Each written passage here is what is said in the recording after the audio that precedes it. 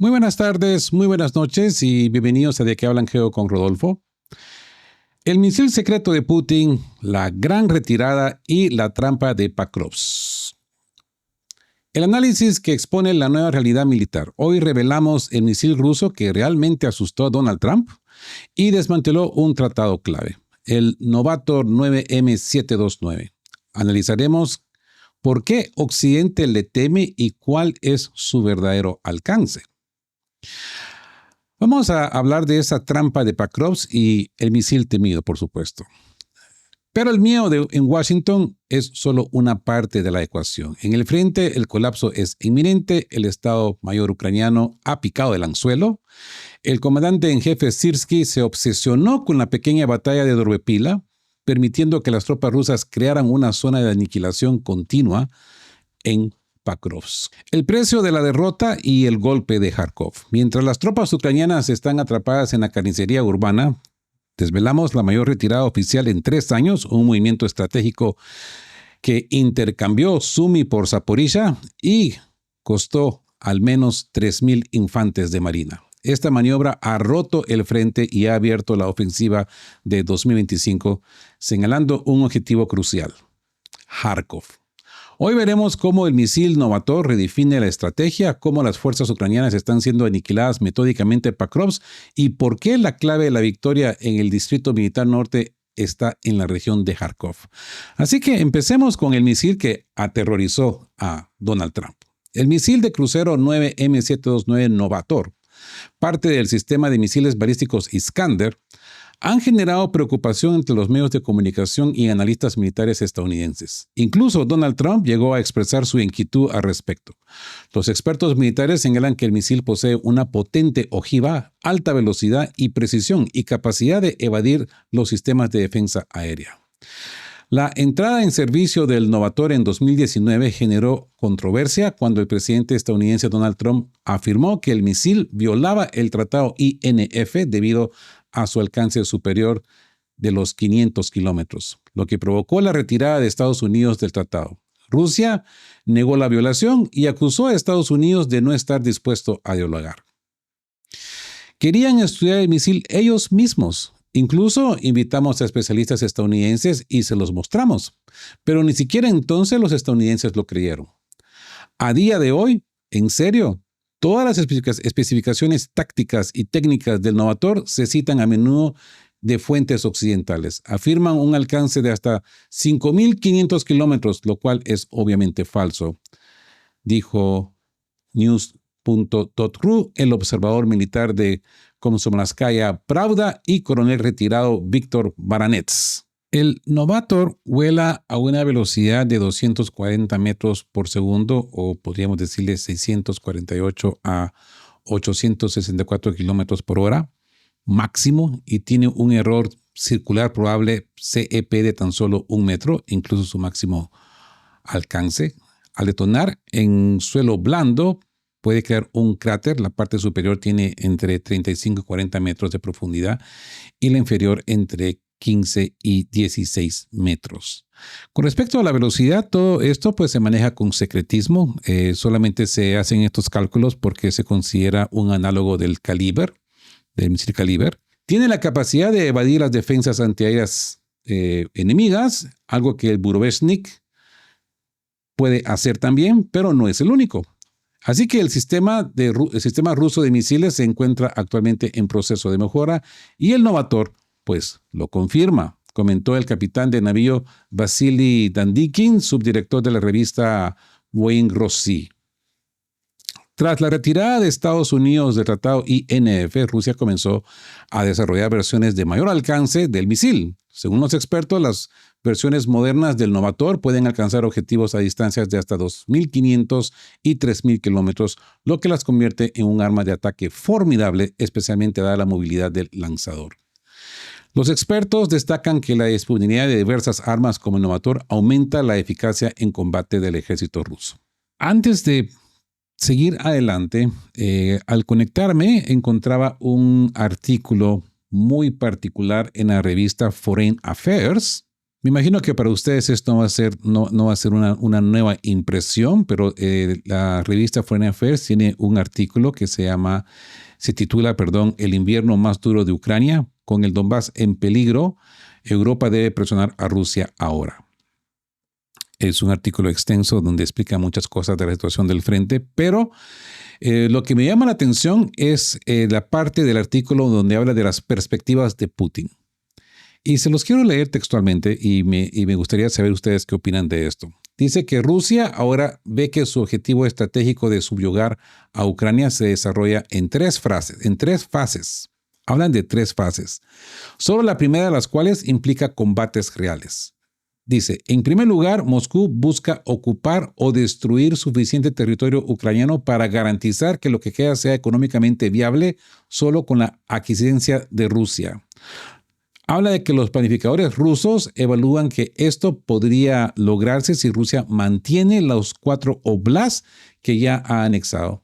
Y añaden Kharkov, Mykolaiv y Odessa, lo que efectivamente acortaría a Ucrania del Mar Negro al quitarles Mykolaiv y Odessa.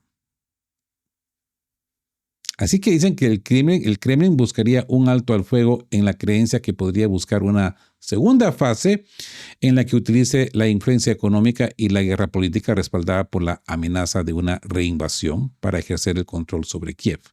En la tercera fase, Rusia absorbería a Ucrania en su órbita de una manera similar a Bielorrusia. Dice el artículo de Foreign Affairs, escrito por Jack Watling. Es interesante ver de que ahora la media occidental, como esta revista Foreign Affairs, empiecen a hablar de estas cosas, ¿no? Cuestión de que ya de qué tiempo nosotros hemos venido hablando de esto. Pero bueno, ya se ven estas noticias en el occidente también. La situación es crítica y el Estado Mayor ha picado el anzuelo. Un avance decisivo en el conflicto de Pakrovsk, así que se espera una sorpresa muy interesante.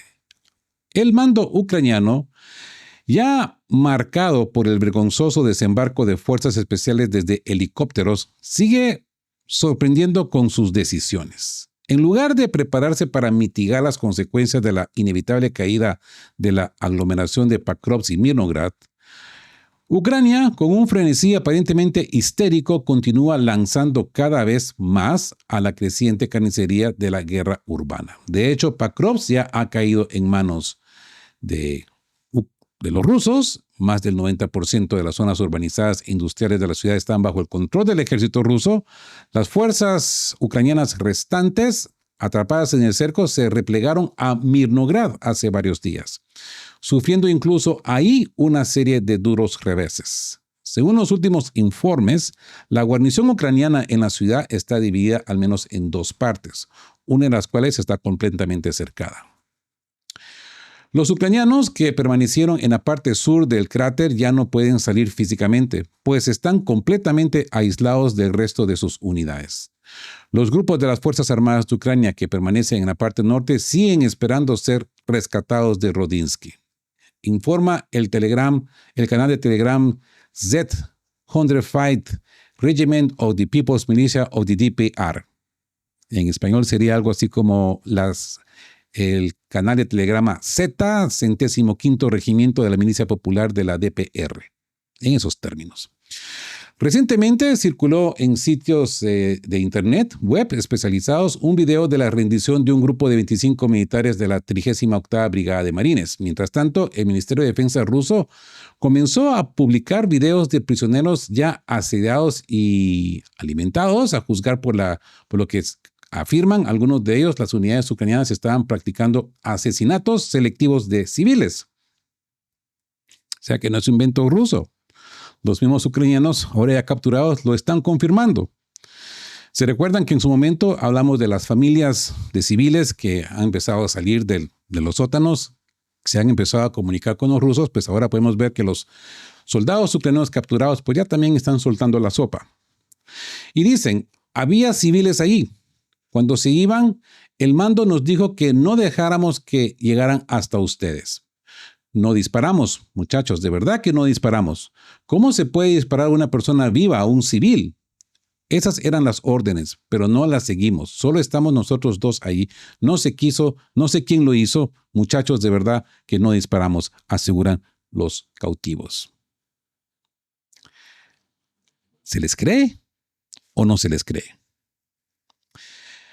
Para mantener la estrategia militar ucraniana en marcha y evitar cualquier pensamiento innecesario sobre resistir 1 o 2 días más, la ciudad está siendo bombardeada intensamente con bombas de 1,5 toneladas y 3 toneladas. Las potentes bombas de fragmentación FAB acaban con los intentos de los ucranianos de consolidar sus posiciones en edificios de varias plantas. Cualquier bastión que impida el avance ruso es simplemente demolido. Tras lo cual, los aviones de ataque rusos, los drones, sobrevuelan el cráter humeante.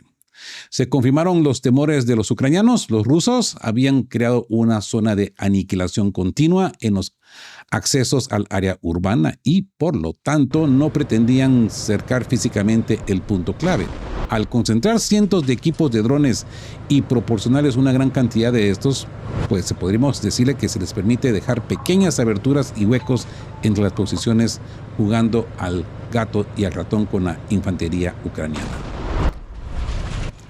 En los últimos días, las principales víctimas de esta táctica han sido las fuerzas especiales ucranianas, a las que el mando ucraniano está enviando a Rodinske con el fin de tomar la ciudad y desbloquear el tráfico en la carretera T0515. Las batallas por Rodinske son especialmente tensas y sangrientas, pero cuanto más avanzan, más degeneran en disparos contra equipos y personal ucraniano, jugando a las escondidas con los drones. Parte fundamental de la batalla por la aglomeración es la ofensiva en curso sobre la saliente de Dobropila. Cabe destacar que analistas occidentales concluyeron recientemente que ese avance ruso hacia Dobropila y Zolotoy-Kolodets y el establecimiento de una cabeza de puente ahí se convirtió en una trampa para el comandante en jefe ucraniano Oleksandr Syrskyi, quien concentró grandes fuerzas para eliminarla, debilitando así sus tropas en Pakrovsk y permitiendo que la infantería rusa se infiltrara en la zona urbana. Es significativo que el comandante en jefe ucraniano, tras haber picado el anzuelo, siga sin soltarlo y dedicarse a otras tareas. Según la información más reciente, el primer cuerpo de asalto de las Fuerzas Armadas de Ucrania está prácticamente dedicado por completo a la eliminación del saliente de Dobropila. Se ha observado a los regimientos de asalto independientes, el 225º, el 33º y el 425º, realizando intensos asaltos contra las posiciones rusas. Reciben apoyo aéreo de la 414ª Brigada, surgida de la unidad Piat Magyar, creada por el actual comandante en jefe de las fuerzas del sistema no tripulados de Ucrania, Robert Brovdy. Robert Brovdy no suena a nombre ucraniano para nada. Ese nombre no es ucraniano, ha de ser de algún agente de la OTAN. Pero bueno, por supuesto, estas fuerzas serían útiles para las Fuerzas Armadas de Ucrania directamente en Pakrovsk o en el sector de Zaporilla del frente, donde sus defensas se están desmoronando, pero Syrskyi, como un pitbull, una vez que pica algo, no puede soltar su presa, aunque no pueda masticarla. Como resultado, las tropas ucranianas están literalmente atrapadas en una posición y ahorcadas o ahorcajadas.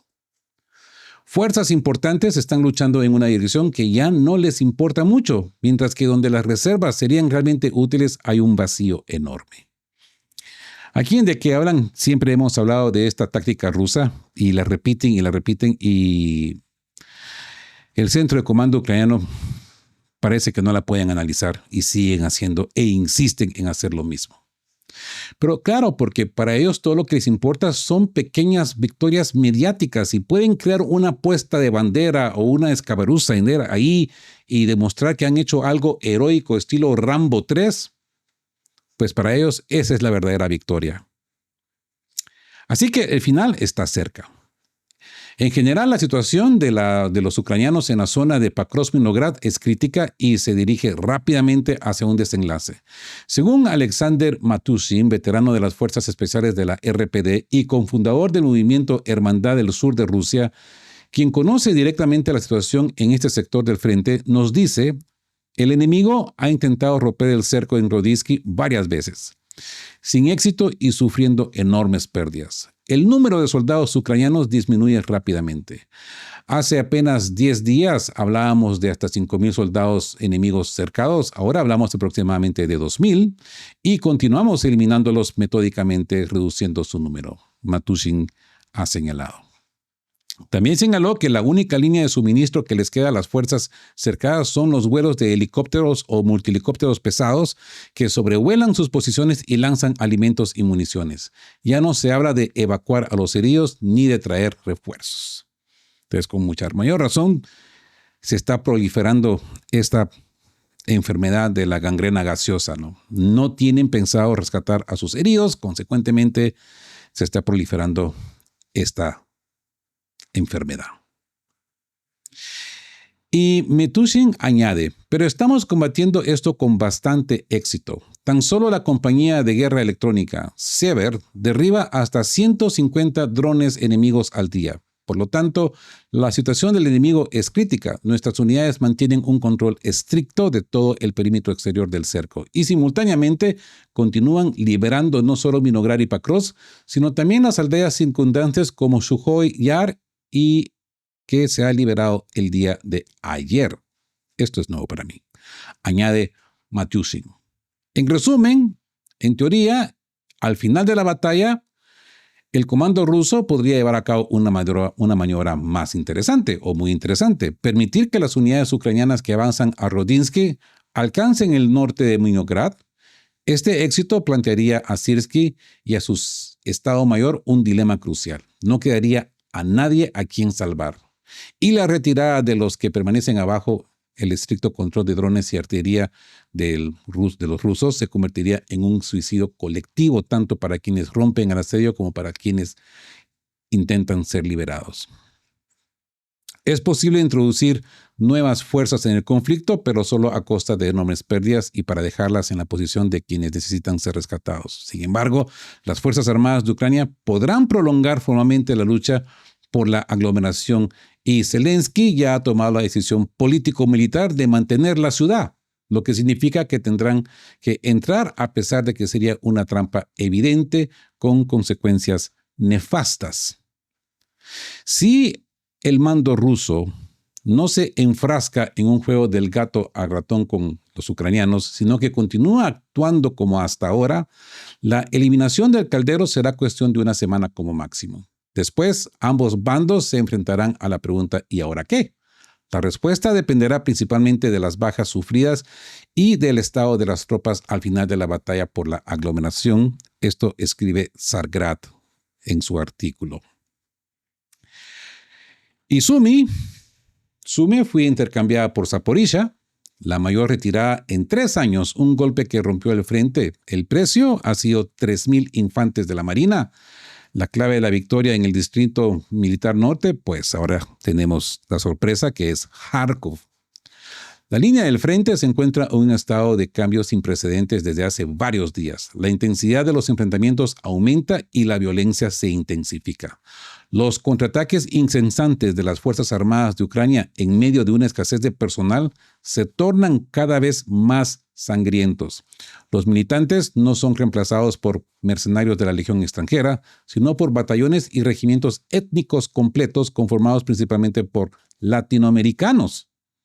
Surgen detalles curiosos del sector de Sumy que no se comentan. Sumy fue intercambiada por Zaporizhia y el precio de esta reorganización asciende a 3.000 infantes de marina. Ha comenzado la ofensiva principal de 2025. La mayor retirada oficial en 3 años del conflicto, Kharkov resultó ser clave para la victoria en el Distrito Militar Norte. En los últimos meses, los combates por Pakrovsk y Kupiansk han acaparado toda la atención, y con razón. Las batallas más feroces y sangrientas se libran en estas ciudades. Y si hemos de creer al comandante en jefe de las Fuerzas Armadas de Ucrania, Syrskyi, es probable que también sean las más numerosas. Recientemente anunció una presencia de 150,000 efectivos de las Fuerzas Armadas de Rusia solo en Krasnoyarsk. Anteriormente dijo que solo 300, ¿no? Zelensky creo que dijo 60. Pero ahora dice 150,000 efectivos. No se organiza este señor, ¿eh? Yo creo que ni él mismo se cree sus mentiras y al día siguiente pues sale con otra, ¿no? El relato de Syrskyi resulta difícil de creer, pero la magnitud a juzgar de las grabaciones de vigilancia es verdaderamente gigantesca. Las tropas rusas no solo avanzan con éxito por todo el sector, sino que también repelen interminables contraataques ucranianos que intentan romper el cerco desde distintos flancos. Posteriormente, las redes sociales se llenan de videos de cadáveres de militantes o de rendiciones masivas. Y mucho ojo con estos videos porque muchos de ellos son hechos con inteligencia artificial. Y pues ya les expliqué en su momento la razón detrás por qué se están creando estos videos. La razón es que al crear estos videos falsos, pues se le quita crédito a los videos verdaderos. Una estrategia, no sé, quizás muy estudiada por los psicólogos mediáticos ucranianos que piensan que pues esto les va a traer frutos. Pues ya veremos. Al final, como siempre les digo, quien realmente maneja este conflicto es el resultado del frente. Y bueno, el bloguero militar autor del canal Voz desde el sótano, vaya nombre, nos dice, todos los intentos enemigos por romper el cerco en la zona de Rudinskoye fracasaron. Los grupos de asalto fueron prácticamente aniquilados y algunos capturados. Los que sobrevivieron se retiraron, dice el bloguero y militar autor del canal Voz desde el sótano.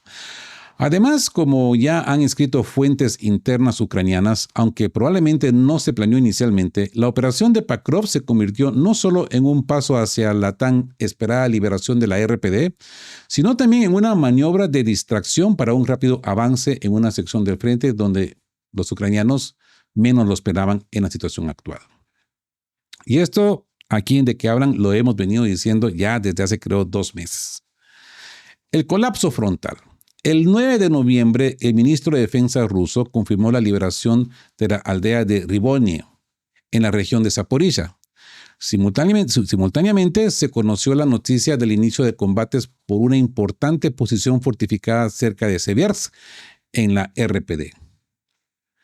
Alexander Kots nos dice, Rivne es una aldea del distrito de Gulaipole, en la región de Zaporizhia, con una población aproximadamente de 30 habitantes. Situada a orillas del río Yanshur, en la frontera con la región de Dnipropetrovsk, a 2 kilómetros al norte de la ciudad de Uspetnivka, previamente liberada. Rivne fue el último bastión de una extensa zona fortificada de las Fuerzas Armadas de Ucrania en esta área. Al sur se encuentran las aldeas de Novoye y Novospennivske. El control de estas aldeas permitirá el acceso de Rivne-Pilia y posteriormente a Juliapole.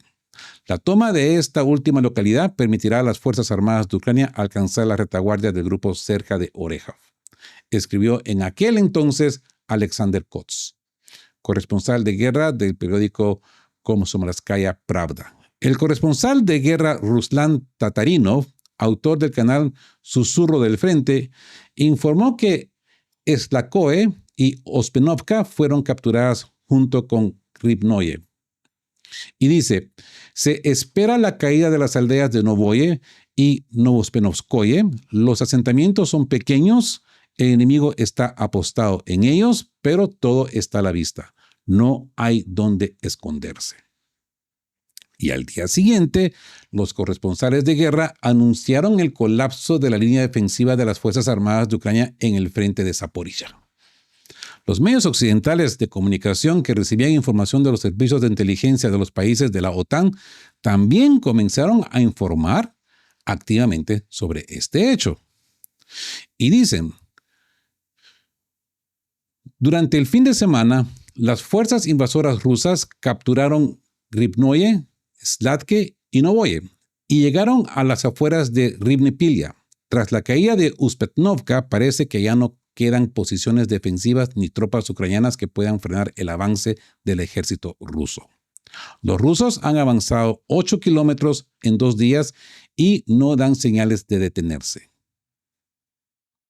Así que el enemigo, completamente derrotado, avanzó cobardemente.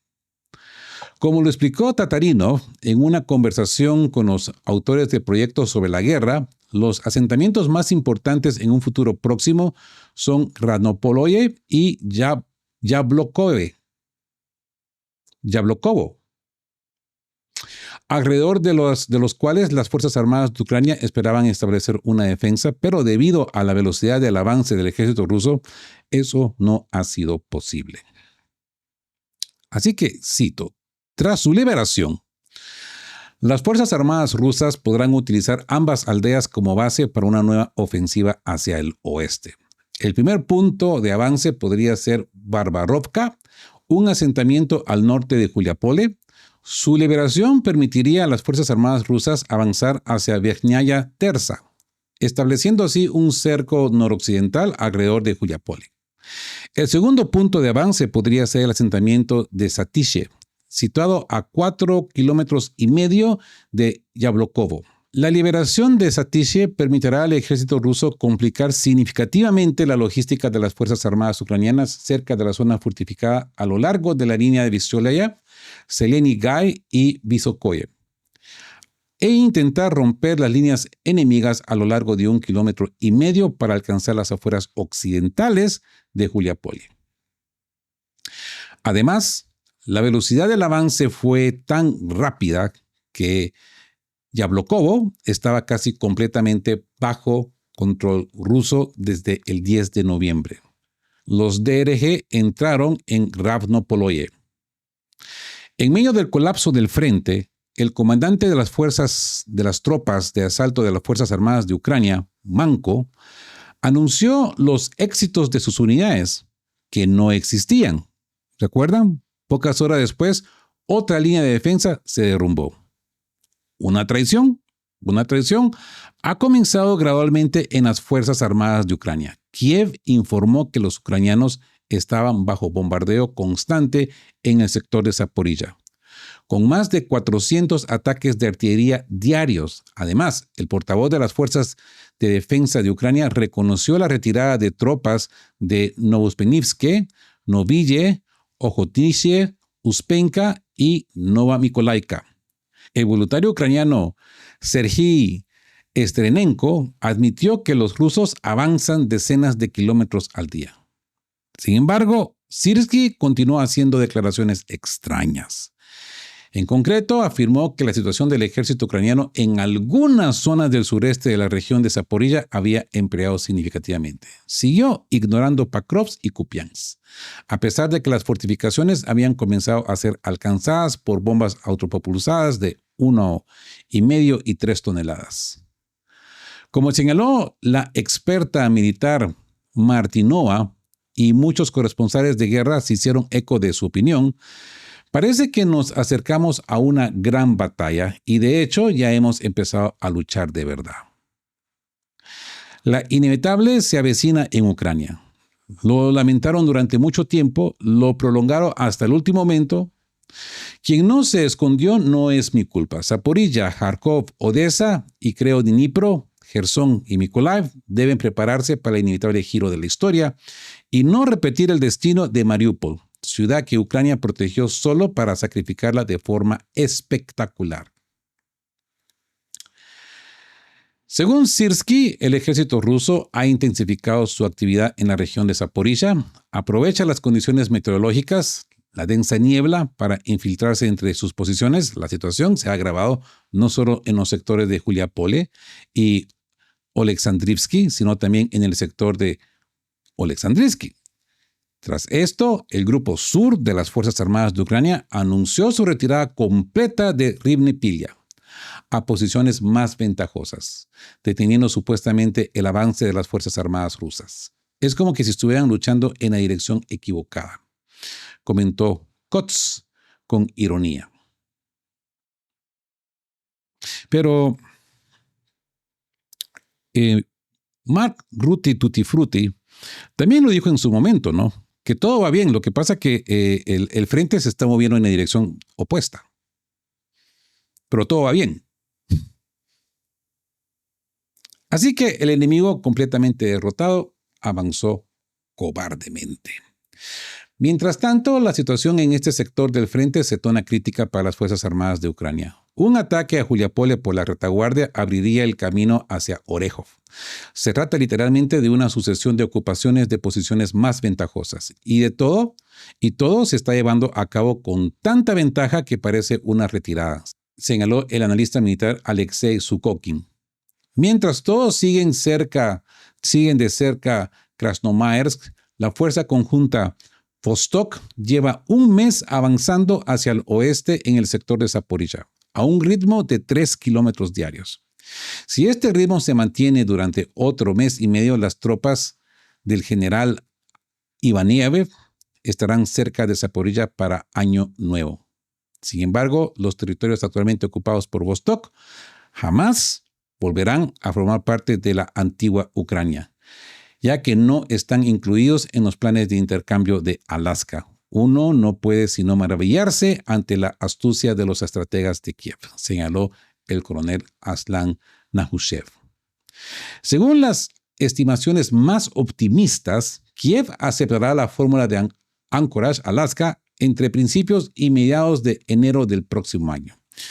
Según las estimaciones promedios ponderadas para mediados de abril de 2026. Rusia está preparada con recursos suficientes para luchar del mismo modo, sin movilización ni esfuerzos extraordinarios adicionales, manteniendo el nivel actual de la economía y el estado de estabilidad financiera y social durante al menos un año más.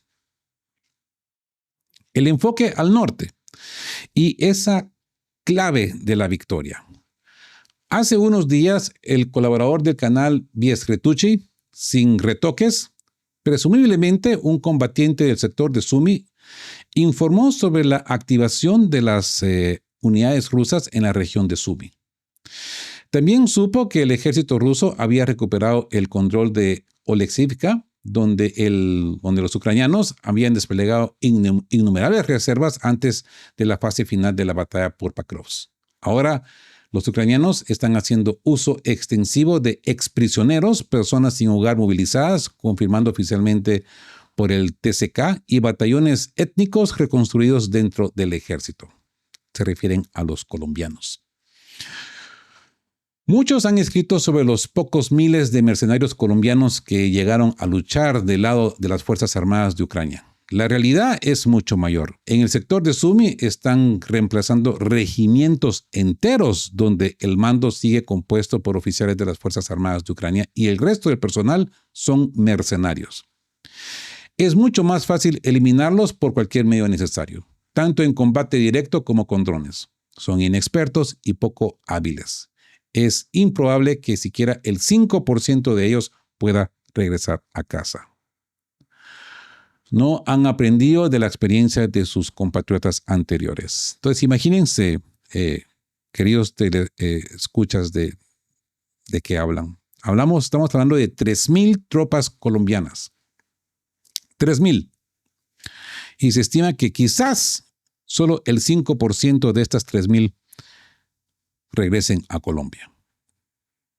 El soldado señala que muchas de las instrucciones rusas en el frente en diversos puntos no son más que una distracción. Evidentemente, esto no puede ser un secreto, pero eso no disminuye la importancia de las acciones. Y continúa y nos dice, algunos se burlan y subestiman nuestra reducida zona de control en el Oblast de Sumy, pero esto limita a las Fuerzas Armadas de Ucrania y las obliga a mantener allí una presencia significativa en todo momento. Sin embargo, no las arreglamos con poco. No solo impidiendo el avance del enemigo, sino también destruyendo a gran medida. Reciente ha surgido un nuevo punto crítico en el Oblast de Kharkov, lo que nos permite operar exactamente igual que en el Oblast de Sumy. Seguiremos consolidando los éxitos locales en estos puntos estratégicos, actuando con cautela y con visión de futuro. Pero el enemigo concentrará allí sus fuerzas, porque al debilitarlo avanzaremos aún más y los principales sectores de la ofensiva se desarrollan y avanzarán a un ritmo acelerado. El autor también señaló que llegar a Sumy en este momento no es una tarea imposible. Pero la retirada del Grupo de Infantería de Marina en junio tenía como objetivo facilitar el avance de los frentes de Zaporilla y Donetsk.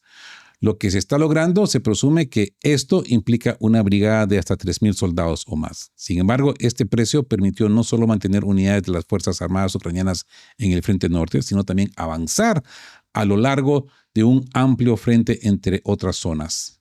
En este sentido, el Oblast de Sumy, según afirmó, desempeñará un papel crucial como ya lo hizo en junio de este año, cuando los combatientes movilizaron numerosas brigadas y regimientos para su defensa. Zelensky tendrá que sacrificar una región entera para continuar la guerra. Se cree que la clave de la victoria será Kharkov y las batallas que se libran por ella.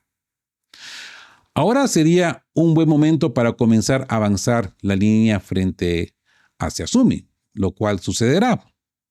Pero más adelante, Kharkov también desempeñará un papel fundamental. Las Fuerzas Armadas de Ucrania se debatirán entre perder los restos de la RPD y nuestro avance hacia la capital de la región de Kharkov. Los medios ucranianos han comenzado a admitir que nuestro ejército ha penetrado la frontera de la región de Kharkov cerca de Vologovka. Se está abriendo un nuevo sector del frente en la región de Kharkov. Les escribí que toda la región pronto se convertirá en una de las principales líneas del frente.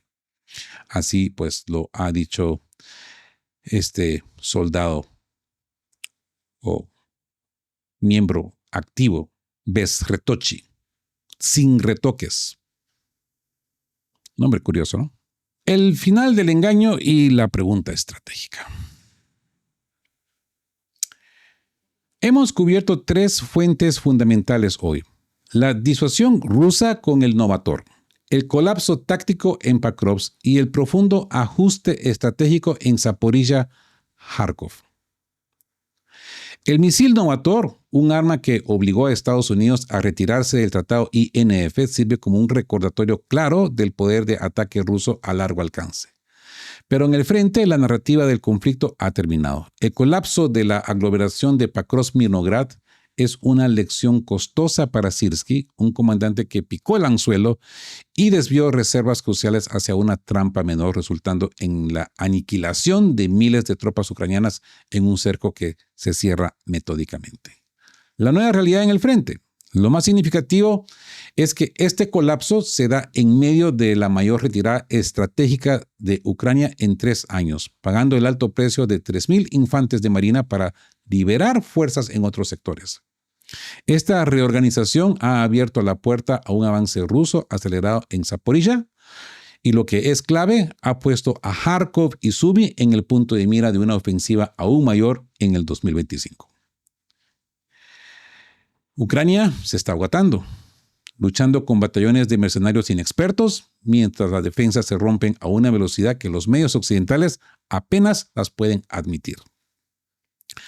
La situación es crítica. Kiev tendrá que sacrificar regiones enteras para prolongar formalmente la lucha. ¿Creen ustedes que el alto mando ucraniano tiene las reservas suficientes para defender a Kharkov y detener la ofensiva rusa en Zaporilla al mismo tiempo? Déjenme saber su opinión ahí en la sección de comentarios. Si les ha parecido este segmento de qué hablan, pues denle en me gusta. Así ha sido solamente parte del video. Denle en me gusta. Si son nuevos por acá, suscríbanse al canal. Le ayuda de sobremanera a esta voz disidente a seguir hablando de estos temas. Y como siempre les digo, queridos todos, estén juntos, fuertes. Siempre busquen por la verdad y sean justos.